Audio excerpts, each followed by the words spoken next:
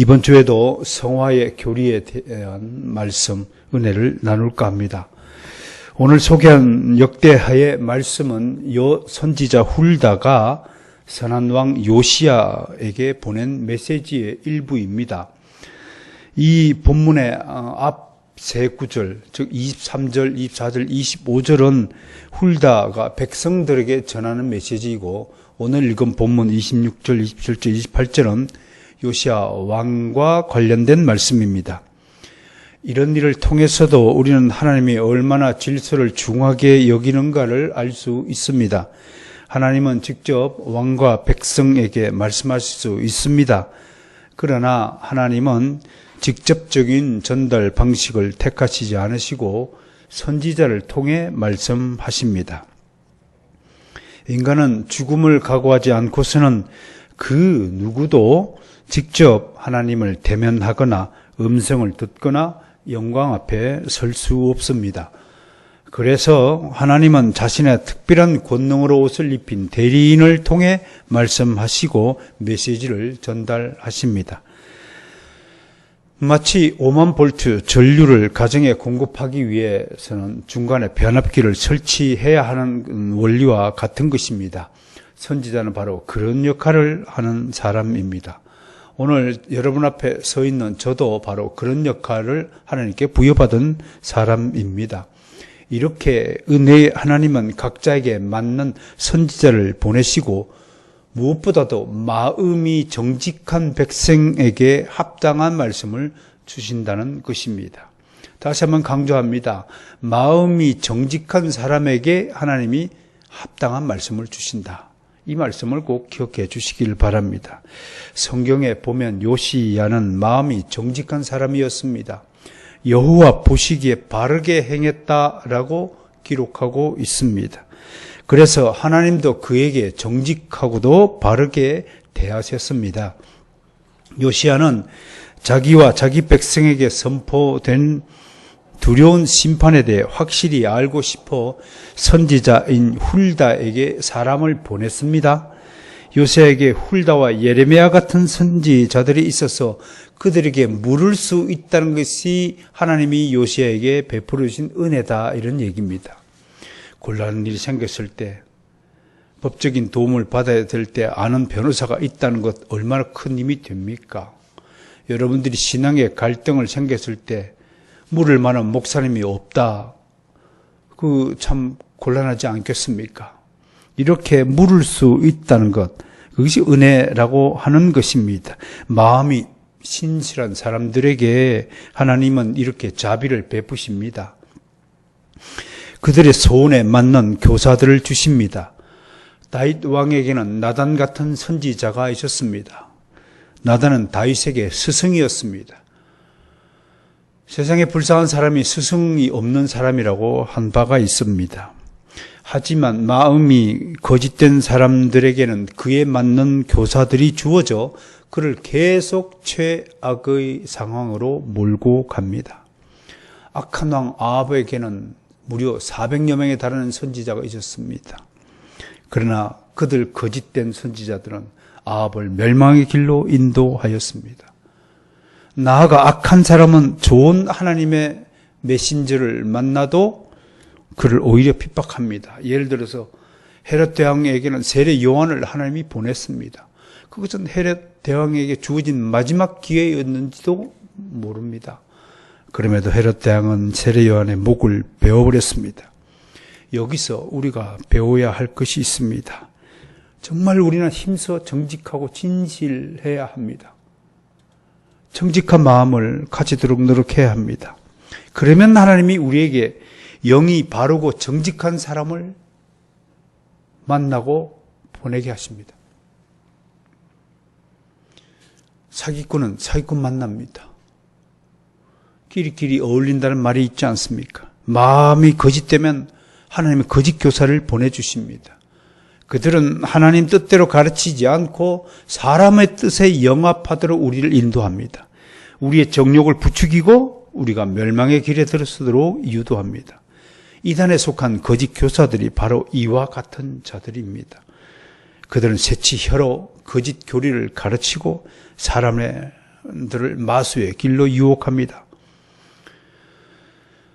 청교도 리차드 십스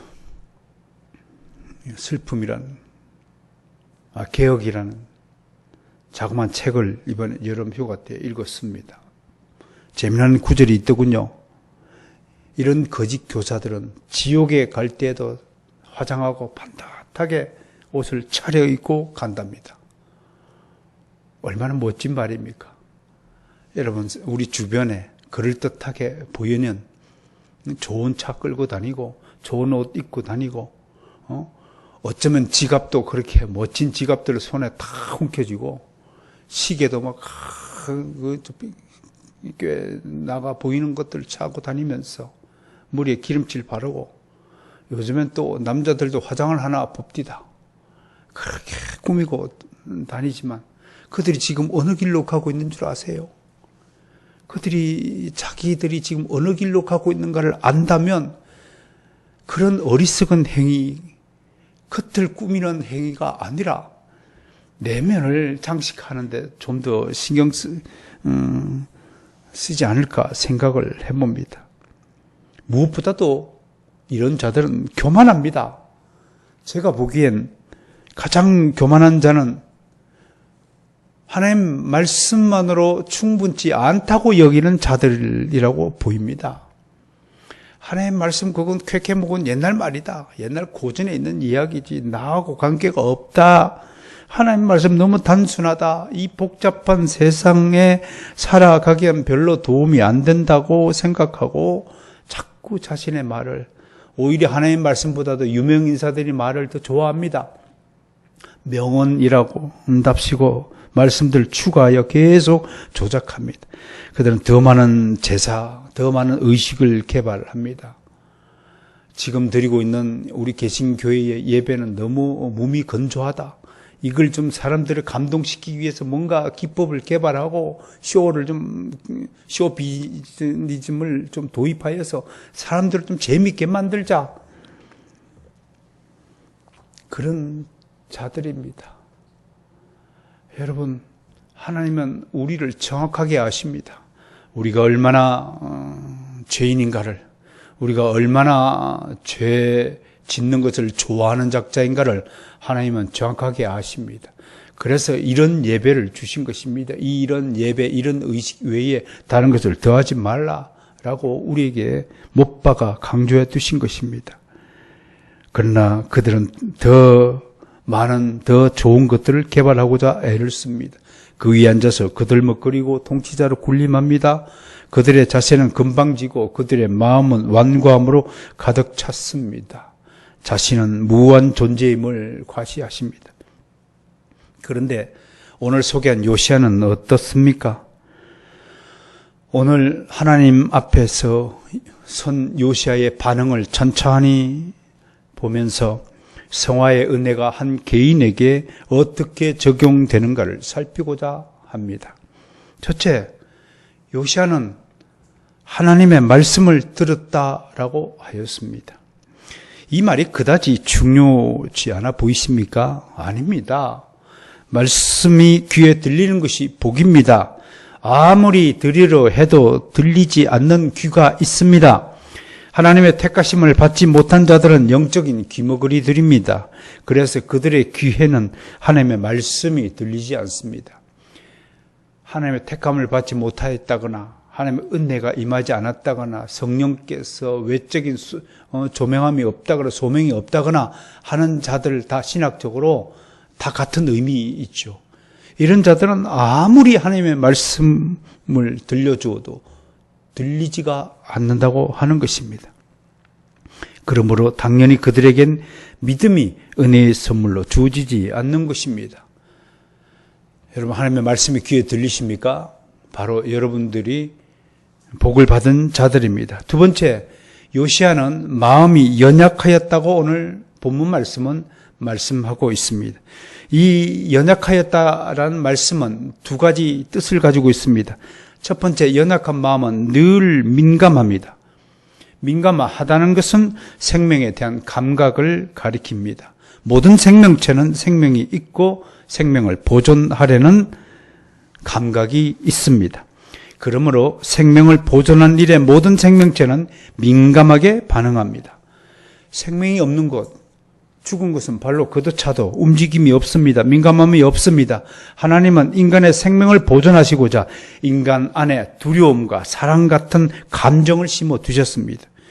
두려움이 없었으면 좋겠다고요? 아닙니다. 두려움 때문에 인간의 생명을 보존하는 것입니다. 위험을 피할 수 있는 것입니다. 절벽 위에서 아래로 떨어지려고 하는 순간에 있으면서도 불구하고 두려움이 없다. 그 결과가 어떻게 되겠습니까? 절벽에 뛰어내는 것을 두렵다는 본능적인 감각을 하나님께서 주셨기 때문에 우리가 살아있는 것입니다. 여러분, 뜨거움을 모르면 어떻게 되겠습니까? 우리 불에 다 죽습니다. 어린 나이 때부터 이미 우리는 어른이 될 수 있는 기회도 없을 것입니다. 어린 나이는 장난삼아 촛불에다가도 손가락을 대는 사람이 어린 아이입니다. 그런데 되는데 뜨거워라는 감각이 없다면 아이가 가만히 있지 않겠습니까? 가만히 있으면 손가락 다 태우고 손바닥 다 태우고 팔도 다 없어지지 않겠습니까? 그렇게 두려움과 아픔을 주신 것이 하나님의 지극한 사랑이라고 하는 것입니다. 인간이 얼마나 이런 사랑에 민감해야 합니까? 인간은 본능적으로 자신을 사랑하는 사람과 미워하는 자를 분간하는 능력을 가지고 있다고 합니다. 어느 시인은요, 인간이 받는 가장 큰 고통은 사랑받지 못하는 것이라고 하였습니다. 그가 사랑받지 못하는 인간을 일러 괴물이라고 불렀습니다. 혹시 여러분 영화 프랑켄슈타인이라는 영화를 보신 적이 있습니까? 여기에 괴물이 하나 등장하죠. 물리학자인 빅토르 프랑켄슈타인이 생명 창조에 대한 연구를 하기 시작하여서 계속 실패합니다. 그러다가 어느 날 시체를 여러 개를 조합해서 거기다 또 해골도 갖다가 찾아 끼워 넣고 그렇게 하고 새로운 인간을 만들어 냅니다. 그리고 휘장을 벗기는 순간 프랑켄슈타인이 놀라서 깜짝 뒤로 놀라서 기겁을 합니다. 왜? 자기가 만든 새로운 인간의 모습이 어떠냐면 완전히 괴물이었습니다. 여러분 그 영화 보셨어요? 인물 이마에다가 호치케트를 찍은 거를 막 왜 붙였으니까 찍고 막 나사가 박혀 있고 그런 괴물의 모습을 만든 것입니다. 이 끔찍하게 괴상하게 생긴 괴물이 어느 날 프랑켄슈타인을 아버지라고 부르는 겁니다. 왜? 자신을 만들었으니까요. 그리고 이렇게 부탁을 하는 것이었습니다.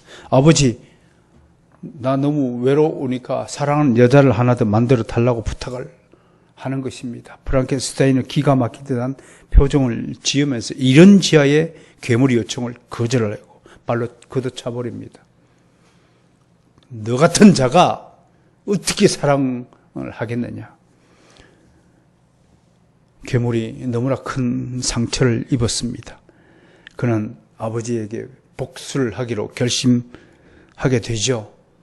그리고 한 가정에 몰래 들어가서 그 가족이 평소에 하는 모든 일거수일투족을 잘 관찰하고 인간의 언어를 습득하고 관습을 익히고 한 다음에 드디어 프랑켄슈타인 집을 급습하니까 프랑켄슈타인이 이미 도망가 버리고 없고 집에 있던 프랑켄슈타인 동생과 와이프를 무참하게 살해합니다. 그리고 이 괴물은 북극으로 도망을 칩니다. 뒤늦게 이 사실을 난 프랑켄슈타인이 다시 복수의 칼을 들고 자신이 만든 괴물을 죽이기 위해서 북극으로 추적해 가는 그 과정을 그린 영화가 바로 프랑켄슈타인이었습니다. 여러분, 실제로 사랑받지 못하는 사람은 마음뿐 아니라 몸까지 아프다고 합니다.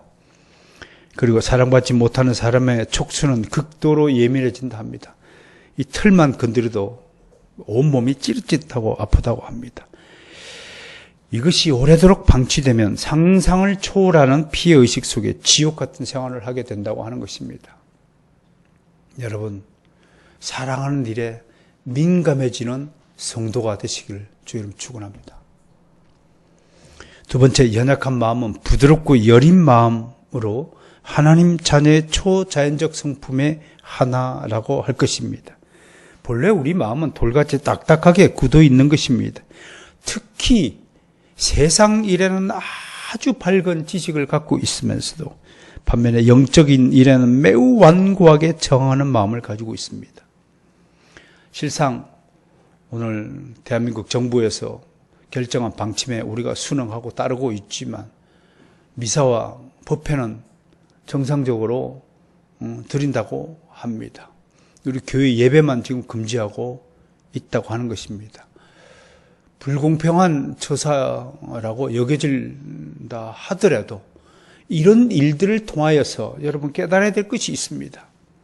하나님은 우리에게 이런 질문을 던집니다. 인간의 이성적으로는 이건 불공정하다고 데모할 일입니다. 그러나 영적으로 하나님께서 너희가 이런 불공정한 일에도 참을 수 있느냐? 너희가 이런 일에도 분개하지 않고 부드럽고 연약한 마음으로 가질 수 있느냐? 왜? 모든 문제를 해결하는 일은 우리의 힘이 아니라 하나님께서 해결하도록 우리가 기회를 하나님께 드려야 된다고 할 것입니다. 여러분, 보통 살아가는 일들에는 세상 사람들이 너그럽고 다른 거 다 성인군자 같이 굴다가도 영적인 일, 초자연적인 일, 교회의 일, 믿음의 일에 대해서는 절대로 굽히지 않으려 합니다. 이런 사람의 마음을 고치기가 여간 어려운 일이 아닙니다. 세상에 인간의 마음처럼 딱딱한 것은 없습니다. 차라리 짐승들이 말을 더 잘 듣습니다. 리처드 십스의 글에 이런 말이 있더군요. 돌은 망치로 깨볼 수도 있지만 어떤 형체로도 빚지 못하듯이 인간의 마음도 깨부술 수는 있어도 빚는 작업은 불가능하다 한 것입니다. 오직 하나님만이 인간을 새로운 마음으로 빚을 수 있다고 하는 것입니다. 돌같이 딱딱한 마음을 오직 하나님만이 부드럽고 연약한 마음으로 바꿀 수 있다고 하는 것입니다. 여러분이 이 말씀을 들으면서 지금 내 마음이 정말 하나님이 보시기에 부드럽고 연약하고 민감한, 사랑에 민감하고 생명에 민감하고 창조한 일에 민감하고 살리는 일에 민감한 정말 부드러운 마음을 가지고 있는지 점검하시길 바랍니다. 여러분, 성경에서 마음이 완고한 자로 대표적인 인물을 꼽는다면 누구를 꼽겠습니까? 저는 단연 바로라고 생각합니다. 그는 하나님에게 불순종한 덕하로 무려 10가지 재앙을 맞닥뜨리게 됩니다. 그렇다면 이렇게 질문 드린 적 있습니다. 여러분, 하나님의 징벌을 가장 세게 맞은 대표적인 인물이 누구라고요? 바로입니다. 어떻게 10가지 재앙을 두드려 맞을 수 있습니까? 우리는 코로나 재앙 이거 한 개만 두드려 맞아도 온 세상이 흔들거리고 불편하게 짜겠는데 바로는 10가지를 심판을 받았습니다. 그렇다면 상식적으로 어때야 되겠습니까?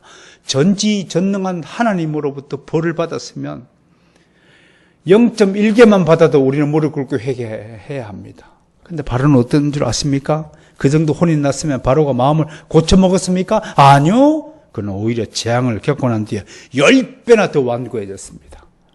이게 인간입니다, 여러분. 인간을 개조하는 것, 인간의 말, 사상, 가르침, 교육으로 불가능하다는 사실을 적나라하게 드러내는 대표적인 사례입니다. 하나님의 말씀이 아니고 불가능한 일입니다. 우리는 진노 아래 태어나 영원히 죽었던 자들입니다. 저주받은 상태에서 태어난 저주의 상속자였습니다. 지옥에 벌린 입은 언제나 이런 추악하고 더럽고 부패한 죄인들을 먹잇감으로 삼킵니다. 하나님은 이런 죄악을 굉장히 싫어하시는 분이십니다. 그런데 이런 고집스러운 사람을 하나님이 바꾸십니다. 돌같이 굳어 딱딱한 마음을 유순하게 만듭니다. 하나님은 불같은 말씀으로 바위를 부스러뜨립니다. 예레미야 23장 29절 말씀을 제가 들려드리겠습니다. 여호와의 말씀이니라. 내 말이 불같지 아니하냐? 바위를 쳐서 부스러뜨리는 방망이 같지 아니하냐? 하나님의 말씀이 불같다고 부스러뜨린 방망이 같다고 말하고 있습니다.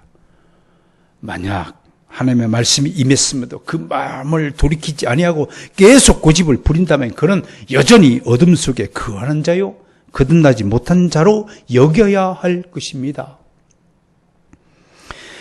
하나님의 자녀는 하나님의 말씀을 듣고 뜨거운 태양열에 얼음이 삽시간에 녹듯이 부드러워져야 합니다. 그렇게 깐깐하고 까탈스럽던 사람이 하루아침에 유순해지는 것입니다. 이것이 말씀의 기적입니다. 무엇보다도 연약한 사람은 그리스도의 피로 의해 만들어진다는 사실을 유념하시기를 바랍니다. 다이아몬드는 불로도 녹일 수 없다고 합니다. 진짜 사실인지는 모르지만 다이아몬드는 그리스도의 피로 녹인다는 말이 있습니다. 인간의 완과 마음을 녹이는 것은 그리스도의 피의 은혜입니다. 이것이 성화의 핵심입니다. 그리스도의 피로 인한 변화가 성화의 핵심이다라고 할 것입니다. 모든 신학적 이론을 다 폐하고서도 이거 하나만은 여러분들이 기억해야 됩니다. 그리스도의 피말이 우리를 거룩하게 변화시킵니다. 우리가 지금 그리고 이 말씀을 듣고 난 이후 내일, 모레, 내년에 계속 점진적으로 거룩해지는 것은 지금 여러분들이 그리스도의 피의 은혜를 누리고 있다는 사실을 믿으시길 바랍니다. 여러분들은 지금 그리스도의 피를 수혈받은 사람이란 사실입니다. 그 피가 이제 온몸에 퍼져가고 있는 과정에 있다는 사실을 한번 상상해 보시기 바랍니다. 부드럽고 연약한 마음에 대해서 세 번째 우리가 알아야 될 것은 우리가 연약한 마음을 간직하기 위해서 무엇을 해야 합니까? 라는 질문을 던지면서 여러분에게 네 가지 방편을 소개합니다. 제일 먼저 첫 번째, 성령께 의존해야 합니다. 아시다시피 성령님은 우리가 빌 바를 모르는 것까지 다 아시고 우리를 대신하여 하나님 아버지께 우리의 간구를 들으시며 우리를 도와주십니다. 성령님께 나의 마음이 곤고해지거나 완악해지거나 딱딱해지지 않기를 소원하고 도움을 요청하시길 바랍니다. 두 번째, 성경입니다. 성경을 읽고 쓰고 묵상하고 연구함으로 마음을 다스려야 합니다. 성경을 읽지 않고 마음이 거룩해지는 법은 없습니다. 마음이 부드러워지는 법은 없습니다. 세 번째, 양심에 어긋난 일에 가담하거나 죄악된 일에서 멀어져야 합니다. 여기를 가니까 죄 짓는 일이 기다리고 있으면 돌아가야 합니다. 사람은 죄를 지으면 양심이 발동하여 마음이 아프고 아픈 마음을 오래 두면 다시 굳어집니다. 그러므로 죄에서 벗어나도록 자신의 마음을 잘 살펴야 합니다.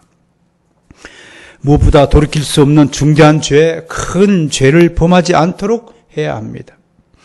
큰 죄는 삶을 송두리째 파괴하는 힘을 가지고 있습니다. 네 번째, 되도록 마음이 연약한 사람들과 어울려야 합니다. 교만한 자들과 어울리면 자기도 교만해집니다. 세속적인 일, 육신의 정욕을 위해서 쾌락과 방탕함에 취하면 헤어나기 쉽지 않습니다. 어거스틴을 보세요. 33살에 회심하기 전까지 17살에 이미 가출을 하고 19살 나이에 이미 사생활을 낳았던 사람이었습니다. 그만큼 방탕했습니다. 저는 어거스틴의 생일을 돌아볼 때마다 이런 아들의 회심을 위해서 밤낮으로 기도한 어머니 모니카의 심정을 한번 헤아려 봅니다. 어머니의 마음을 아프게 하는 자식치고 훌륭한 자식 있습니까? 그런데 하나님은 어거스틴에게도 이런 방탕한 자에게도 은혜를 베풀자 어거스틴이 하루아침에 마음을 고쳐 먹었다고 하는 것입니다. 이것이 요시야가 가진 부드럽고 연약한 마음의 실체였음을 여러분에게 소개하는 바입니다. 세 번째, 요시야가 뭘 했다고 했습니까? 그는 하나님 앞에서 겸손했다고 말하고 있습니다. 하나님이 교만했던 우리를 겸손하게 만들어주신 것은 교만의 자리에 앉은 인간은 하나같이 하나님을 바라보지 않고 위에서 아래로 쳐다보는 것입니다. 무엇이 복된 줄 아십니까? 모든 땅 위에 지은 짐승축에서 고개를 들어 하늘을 쳐다볼 수 있는 동물은 인간밖에 없다고 했습니다. 땅에서 하늘을 쳐다보는 자만이 하나님을 바라볼 수 있기 때문에 그렇습니다. 그러나 교만한 자는 높은 자리에 이미 앉았기 때문에 더 이상 위를 쳐다보지 않고 높은 자리에서 아래로 쳐다본다고 합니다. 그 위에 앉아서 호령하고 지배하고 통치하기를 좋아합니다. 그래서 하나님은 일단 인간을 교만의 자리로 내려오도록 하십니다. 그것이 은혜입니다. 그 자리에서 내려와야 다시 하늘을 올려다 볼 수 있기 때문에 그렇습니다. 그러나 겸손은 단지 낮아지는 것만으로 이룰 수 없습니다. 하나님을 잘 모르는 인간에게 겸손을 기대할 수 없기 때문입니다. 우리를 겸손하게 만드신 분도 하나님이시요, 우리가 겸손을 돌려야 하는 분도 하나님이시므로 우리의 겸손은 주권자이시고 경배의 대상이신 하나님에 대한 지식이 있을 때 가능합니다.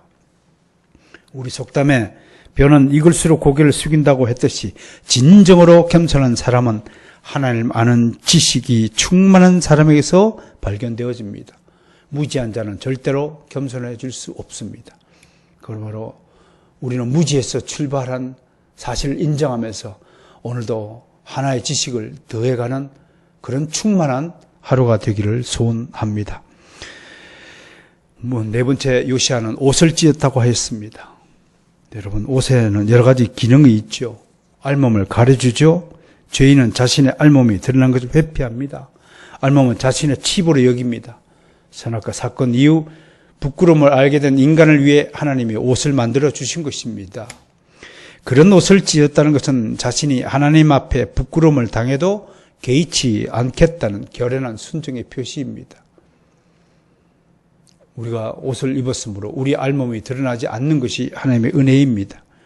두 번째로, 옷은 바깥에 나갈 때 여러 가지 악춘의 피해를 막아줍니다. 어제 길을 나섰더니 갑자기 소나기가 쏟아집디다. 얼마나 그때 우산이 고마운지요. 우산이 있기 때문에 비를 피해 주듯이요, 우리에게 옷을 입혔기 때문에 그런 악천후의 피해를 입지 않도록 하나님이 보호해 주시는 것입니다. 더운 날은 더위를 피하는 가벼운 옷이 있고, 추운 날에는 몸을 보호하는 두꺼운 외투를 하나님이 주셨습니다. 예수님도 유대인이 입는 복장을 입고 다닌 것입니다. 다음으로, 옷은 장식품입니다. 육신은 원래 천한 것이라 천함을 가리는 육체적 장식물이 필요한 것입니다. 요즘처럼 의복이 발달한 시대도 없을 것입니다. 백화점에 가면 온갖 옷들이 진열되어 있죠. 어느 날 저에게도 새 옷을 입고 싶은 욕구가 강렬하다는 것을 새삼 느끼게 되었는데, 갑자기 제 속에서 왜 옷이 필요할까라는 의문이 또 올랐습니다. 단지 알몸을 가리면 되는 것인데 왜 패션을 찾고 유행을 따라서 옷을 바꿔 입어야 하는 것인가 하고 생각해 보았던 것입니다. 저는 결론을 내렸습니다. 이 모든 것이 제 안에 있는 옷에 대한 탐심 때문이라고 진단했습니다. 그래서 앞으로는 지나치게 장식을 위한 옷을 좀 자제하고 홈쇼핑에 나는 새 옷에 대한 유혹을 뿌리치려고 노력할 것입니다. 새 것에 대한 그 탐심이 얼마나 우리 속에 강하게 자리 잡고 있는지 이 일을 통해서 깨닫게 된 것입니다. 네 번째로, 옷은 성별과 신분을 나타내는 기능을 합니다. 옷차림을 보면 남자인지 여자인지 알 수 있고, 신분이 높은 사람인지 낮은 사람인지 알 수 있습니다. 뉴욕에 가면 우리가 생각하는 일반 상식 정반대로 된 모습을 보입니다. 동양화는 거지는 신사복을 입고요, 무역회사, 금융회사에 출근하는 사람들은 반바지 차림으로 다니고 있어요. 누가 거지인지 모르겠어요, 겉으로 보면. 우리 주변에는 또 요즘에 남자아이 같이 옷을 입고 다니는 여자애들을 간혹 보게 되죠. 그러니 옷으로 남녀를 가린다는 것도 옛말인데 싶습니다. 무엇보다도 옷을 찢는다는 것은 마음을 찢었다는 것을 뜻합니다. 비탄에 잠긴 요시야는 내가 왜 이런 옷에 갇혀 나의 본 모습을 하나님 앞에 숨겨야 하는가라고 생각하며 옷을 찢었다고 하는 것입니다. 지금 하나님이 백성에 대해 진노하고 있는데 왕이란 작자가 그럴듯한 왕복을 입고 하나님 앞에 나오고 잘못했습니다 라고 하는 것은 어울리지 않는 일이죠. 그것은 하나님 앞에 겸손하지 못한 자세일 것입니다. 요시아는 그래서 하나님의 노기가 가라앉을 때까지 알몸으로 하나님 앞에 나와 자신의 진실함을 드리고 있어서 옷을 다 찢어 벗겨 던진 겁니다. 시녀들이 보고 기겁을 했을지 모릅니다. 유대인들이 그러죠. 자신의 결백과 진실함을 사람들에게 증거하기 위해서 간혹 옷을 자주 찢는 풍습이 있었지만 나중에 이러한 것들이 그냥 의례적인 습관, 전통으로 하나로 자리를 잡자 요엘 선지자가 오늘 소개한 것대로 이렇게 고함을 쳤습니다. 야 이놈들아, 옷을 찢지 말고 마음을 찢으라. 그렇게 소리친 것입니다. 내면에서 우러나오는 진실된 슬픔이 아니라 가장된 외적인 슬픔의 표시로 하나님을 감동시킬 수 없다는 것입니다. 안과 밖이 잘 어울려져야 합니다. 여러분, 아름다움이 뭡니까? 오른팔과 왼팔 길이가 다르면 아름답습니까? 모든 것은 균형과 조화가 있어야 됩니다. 어떤 신체 부위에 이렇게 다 알맞게 이렇게 눈, 코, 입이 제자리를 이게 제자리입니다. 하나님이 정해준. 이게 거꾸로 되면 괴물입니다. 이게 아름다움이 아닙니다. 마찬가지로 안과 밖이 잘 조화되어야 됩니다. 외적인 표현과 내적인 참회가 잘 어우러져야 하는 것입니다. 요시아는 지금 국가와 백성의 위기 앞에서 자기가 왕임에도 불구하고 왕의 모든 지위와 신분을 다 버리고 옷을 찢고 하나님 앞에 겸손하게 나왔다는 사실입니다.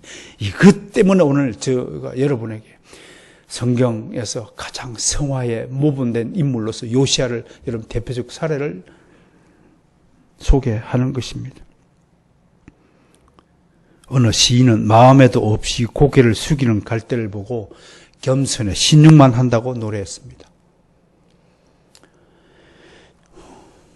무슨 갈대가 마음이 있겠습니까만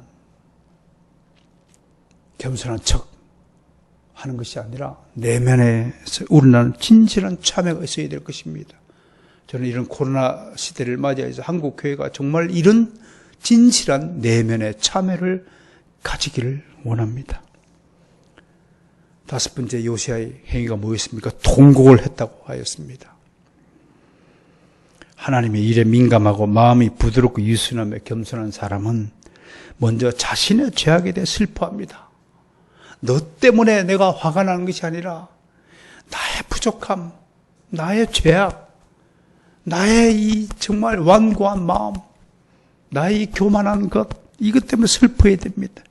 나아가서 하나님의 백성들의 곤란에 대해 함께 통곡해야 됩니다. 지금 한 교회 이상한 성도가 한 사람으로 말미암아 전 한국인들이 피해를 입고 있지 않습니까? 물론 자신들은 억울하다고 하고 어쩌고저쩌고 하지만 어쨌든 교회가 세상 사람들 앞에 빛과 소금의 역할을 하지 못하고 오히려 피해를 주는 원흉으로 인식이 되는 순간 교회의 생명은 다 해버리고 말 것입니다. 미꾸라지 한 마리가 우물 한 덩어리를 다 흐린다고 했듯이 이건 정말로 아닙니다. 우리는 우리 이웃이 당하고 있는 곤란과 고통에 대해서 통곡해야 합니다. 모세는 자기 동포가 이집트에서 고난을 당하고 있는 현실을 보고 마음이 녹아내렸습니다. 그래서 애국 활동을 한 것입니다. 유대인 출신의 총독인 느헤미야가 그런 사람이었습니다. 고국의 동포들을 보니 모두 큰 환난과 능력을 당하고 있었고 예루살렘 성이 허물어졌다는 소식을 들었습니다. 그 가슴을 치고 통곡을 했습니다. 나는 우리 모든 성도들이 한국 교회 현실을 보고 가슴을 치고 통곡을 해야 된다고 생각합니다. 그 사람이 진정한 그리스도인이라는 사실을 성경이 명백하게 증거하고 있고 성경에 기록되어 있는 모든 믿음의 영웅들은 다 그러한 마음과 자세를 가졌다고 할 것입니다. 자신의 조국의 현실에 대해서 특히 교회의 형편에 대해서 가슴을 쳐야 됩니다. 한국 교회가 왜 이렇게 되었는가를 바로 내 탓이라는 사실을 인정해야 하는 것입니다. 느헤미야가 그 말을 듣자 금식하고 기도하며 앉아서 울기를 며칠 동안 했다고 하였습니다. 지금 목사들이 이렇게 느헤미야처럼 앉아서 며칠 동안 금식하고 기도하며 우는 사람이 있습니까? 오늘 요시야 왕도 이들처럼 통곡을 했습니다. 그는 자신이 왕임으로 체면을 차리며 울지 않았습니다. 우는 일에 지고하가 무슨 소용이 있습니까? 울 수 있는 자가 하나님의 사랑을 받을 자격이 있는 자입니다. 마음이 완고한 자는 눈물도 다 말라버린 자입니다. 슬픔이 없는 자입니다. 하나님의 일에 슬퍼하기를 바랍니다. 하나님의 일을 놓고 우는 자가 있다면, 우리 교회의 일을 놓고 우는 자가 있다면 그는 하나님의 사랑을 받을 것입니다. 이제 이러한 요시야 왕에게 내리시는 하나님의 축복이 무엇일까? 오늘 소개하지 않았지만 그 뒤를 쳐다보면 29절에 하나님 이렇게 얘기합니다. 첫 번째, 너희 조상들에게 돌아가서 평안히 묘실로 들어갈 것이라고 했습니다. 그리스도인은 어둠에서 시작하여 빛 가운데 생을 마칩니다. 반대로 악인은 빛 가운데서 시작하지만 어둠으로 빨려 들어갑니다. 성경에는 이 두 인생의 차이를 선명하게 보여줍니다. 롯과 소돔인들을 보세요. 노아와 세상 사람들의 차이를 보세요. 모세를 따르던 이스라엘 백성들과 그에게 반역한 고라 일당의 차이를 보세요. 롯과 소돔인들의 차이가 무엇입니까? 롯은 구원을 받았지만 소돔인들은 자신들의 죄악으로 말미암아 땅 밑으로 꺼져버리고 말았습니다. 결과는 분명합니다. 오늘 본문에서 그런데 하나님은 요시야에게 죽음을 예고하면서도 그에게 죽는다고 말하지 않고 조상들에게 돌아간다라고 말합니다. 낯선 땅을 지나는 순례자처럼 우리는 이 척박한 곳에서 고생하며 살아갑니다. 그러나 우리는 우리가 온 곳으로 다시 돌아가는 것입니다. 우리 조상들이 돌아간 바로 그곳으로 가는 것입니다. 그의 영혼은 조상들의 영혼에게로 가고 그의 몸은 조상들과 함께 무덤에 눕는 것입니다. 그들에게 죽음이란 하나님에게로 돌아가는 것입니다. 하나님이 다시 우리를 거두시는 것입니다. 이 거두심은 그만큼 우리를 귀하게 여기시기 때문입니다. 하나님의 무가치한 것을 거두시는 분이 아니십니다. 추수 때에 쭉정이는 불에 태워 없애십니다. 알구망 창고에 거두시는 분이십니다.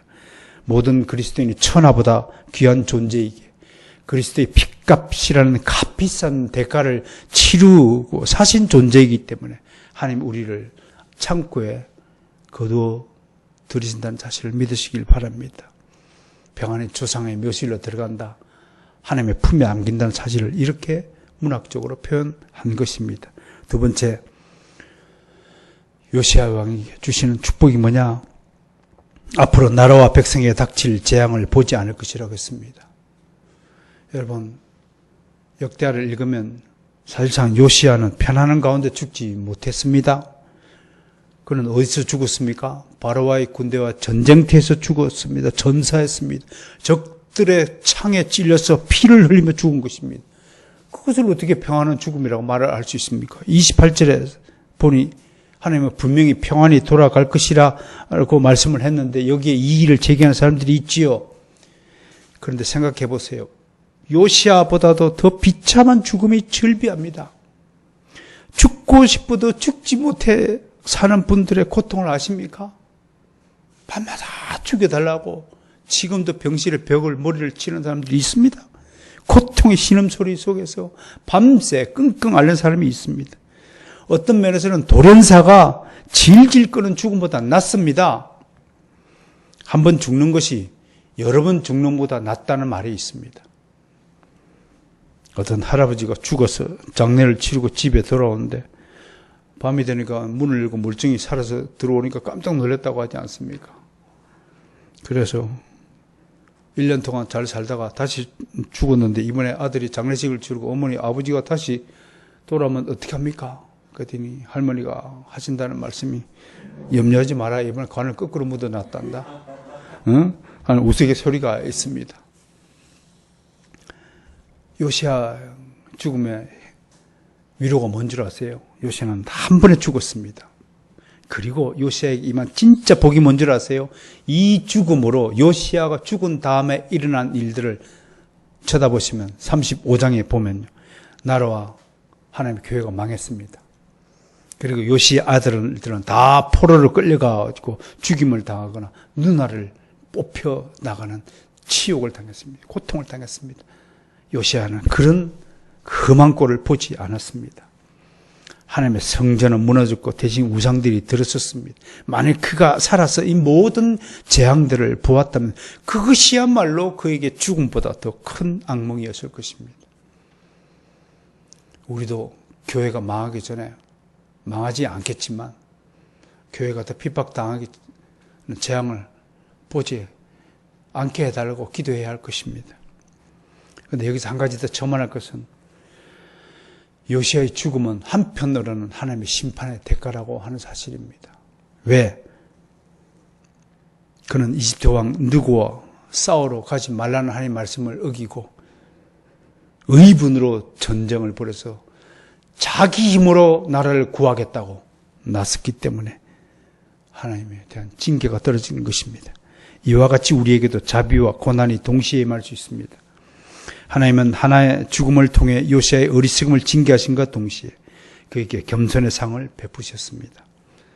오늘 요시야 왕의 사례를 통해서 정말로 날마다 성화되어지는 그 기초가 어디 있냐? 요시야 왕처럼 그 마음이 연약한 마음에서 비롯되었다는 사실을 밝히고 있습니다. 세 가지를 생각해 보겠습니다. 첫째, 우리는 날마다 성화되고 있습니다. 성화의 은총은 우리가 거룩해지는 과정에 있음을 아는 것입니다. 우리를 향하신 하나님의 섭리의 비밀성에서 우리는 날마다 성화되고 있습니다. 다만 그 속도의 차이만 있을 뿐입니다. 모든 그리스도인은 이제 하나님으로부터 생성되는 거룩한 성품에 참여하고 있다는 사실을 아시고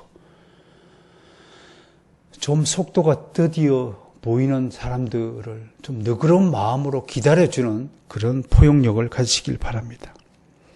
두 번째, 그러므로 우리는 끝을 생각하지 말아야 합니다. 우리의 끝이 없습니다. 목적지는 이지만 그것마저 우리의 끝이 아닙니다. 우리는 우리에게 주어진 한계 안에서 하나님이 세우신 성화의 목표를 향해 날마다 전진하는 것입니다. 그러나 어느 날 하나님이 부르시면 얼른 달려가면 되는 것입니다. 나의 마감이 빠르든 느리든 상관하지 말아야 합니다. 모든 것이 하나님 은혜의 섭리의 결과는 사실 믿으시길 바랍니다. 끝을 생각하지 마시고 지금 현재 주어진 일에 최선을 다하라는 말씀을 간곡하게 당부드립니다.